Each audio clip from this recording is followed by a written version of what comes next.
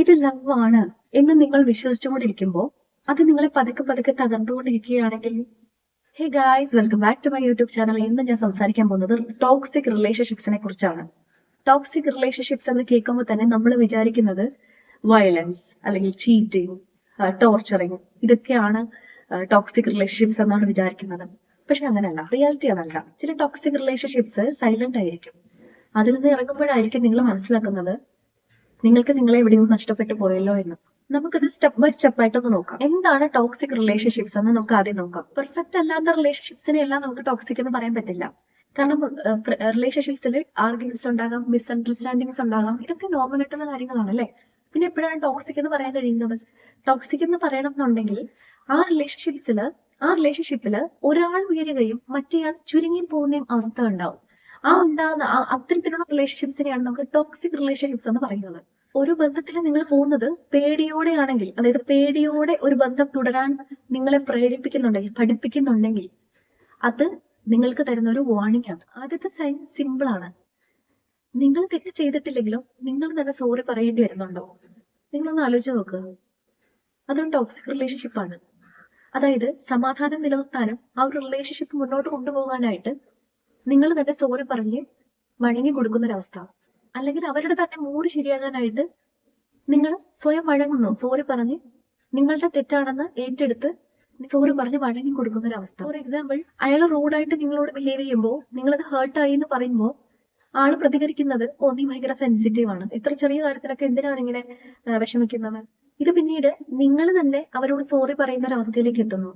ഇതൊരിക്കലും ലവ് അല്ല, ഇത് കണ്ടീഷനിങ് ആണ്. ഇനി രണ്ടാമത്തെ സൈൻ എന്ന് പറയുന്നത്, നിങ്ങൾ നിങ്ങളെ തന്നെ സംശയിക്കാൻ തുടങ്ങുന്നു. നിങ്ങൾക്ക് ഫീൽ ആയത് അല്ലെങ്കിൽ നിങ്ങൾക്ക് ഹേർട്ട് ആയത് നിങ്ങൾ പറയുമ്പോൾ അത് നിങ്ങളുടെ ഓവർ റിയാക്ടിങ് ആണ്, ഇതെല്ലാം നിങ്ങളുടെ ഇമാജിനേഷൻ ആണ് എന്ന് പറഞ്ഞൊരു ഗ്ലാസ് ലൈറ്റ് ഇഫക്റ്റ് അയാൾ ഉണ്ടാക്കിയെടുക്കുന്നു. ഇതുവഴി നിങ്ങൾ നിങ്ങളെ തന്നെ സംശയിക്കുന്നു, നിങ്ങളുടെ റിയാലിറ്റിയെ തന്നെ നിങ്ങൾ സംശയിക്കുന്ന ഒരവസ്ഥ. ഇനി ഞാനാണോ തെറ്റ്, അയാൾ പറയുന്നതാണോ ശരി, എനിക്കിതെല്ലാം തോന്നുന്നതാണോ എന്ന് നിങ്ങളുടെ റിയാലിറ്റിയെ തന്നെ നിങ്ങൾ ക്വസ്റ്റ്യൻ ചെയ്യുന്ന ഒരവസ്ഥ. ലവ് എപ്പോഴും നമുക്ക് ക്ലാരിറ്റി തരും, എന്ത് കാര്യത്തിനും. പക്ഷെ ഒരു ടോക്സിക് റിലേഷൻഷിപ്സിൽ ചെന്ന് പെട്ടുപോയി കഴിഞ്ഞാൽ നിങ്ങൾക്ക് ആകെ മൊത്തം കൺഫ്യൂഷൻ ആയിരിക്കും. ഇനി മൂന്നാമത്തെ സൈൻ എന്ന് പറയുന്നത്, നിങ്ങൾക്ക് തന്നെ നിങ്ങളുടെ ലവ് സ്ട്രെസ്സായി മാറി തുടങ്ങും. കോൺസ്റ്റന്റ് ആയിട്ട് ആളുടെ മൂഡ് ചെക്ക് ചെയ്തോണ്ടേ ഇരിക്കും, ആൾ ഓക്കെ ആണോ എന്നൊക്കെ ഉള്ളൊരു ആകുലത. നിങ്ങളുടെ മെസ്സേജിന് റിപ്ലൈ കിട്ടിയില്ല എന്നുണ്ടെങ്കിൽ നിങ്ങൾക്ക് ആൻസൈറ്റി വരുന്നു, ആൾ ഓക്കെ ആണോ, ആള് പ്രോബ്ലം ആയിട്ട് ഇരിക്കുവാണോ എന്നൊക്കെയുള്ള നിങ്ങളുടെ അമിതമായ ആൻസൈറ്റി. എന്തെങ്കിലും ഒരു കാര്യം ഓപ്പൺ ആയിട്ട് ഓടിച്ചത് പറയണം എന്നുണ്ടെങ്കിലും ആളത് എങ്ങനെ പ്രതികരിക്കും എന്നുള്ള നിങ്ങളുടെ പേടി. ഒരു ഹെൽത്തി റിലേഷൻഷിപ്സിൽ എപ്പോഴും നമ്മളായിട്ട് ഇരിക്കാൻ കഴിയും, നമ്മൾ അവിടെ സേഫ് ആണെന്ന് തോന്നും. Being your self is okay. Love എന്ന് പറയുന്നത് സമാധാനമാണല്ലേ, പീസ് ആണ്. അതൊരിക്കലും ഫിയർ ആകാൻ പാടില്ല. ഇനി നാലാമത്തെ സൈൻ, അത് വളരെ ഡേഞ്ചറസ് ആണ്. ഞാൻ മുൻപ് നല്ല കോൺഫിഡന്റ് ആയിരുന്നു, എന്നാൽ ഇപ്പൊ എവിടെയോ ഒതുങ്ങിപ്പോയി, ചുരുങ്ങിപ്പോയി, ഞാൻ വളരെ സൈലന്റ് ആയിട്ടുണ്ട്. ഇങ്ങനെയുള്ള ചിന്തകൾ ഉണ്ടെങ്കിൽ അത് നിങ്ങളുടെ മെച്യൂരിറ്റി അല്ല, അത് നിങ്ങളുടെ സർവൈവൽ ആണ്. മുൻപ് നിങ്ങൾ ഫ്രീ ആയിട്ട് സംസാരിച്ചിരുന്നു, എന്നാൽ ഇപ്പോൾ നിങ്ങൾ സൈലൻസ് ചൂസ് ചെയ്യുന്നു എന്നുണ്ടെങ്കിൽ അത് ഉറപ്പായിട്ട് നിങ്ങളുടെ സർവൈവൽ തന്നെയാണ്. കാരണം ഒരു ഫൈറ്റ് ഒഴിവാക്കാനായി നിങ്ങൾ സ്വയം സൈലൻസ് ചൂസ് ചെയ്തതായിരിക്കാം. ഒരു ഹെൽത്തി റിലേഷൻഷിപ്പ് നിങ്ങളെ എപ്പോഴും എക്സ്പാൻഡ് ചെയ്യാൻ ഹെൽപ്പ് ചെയ്യും.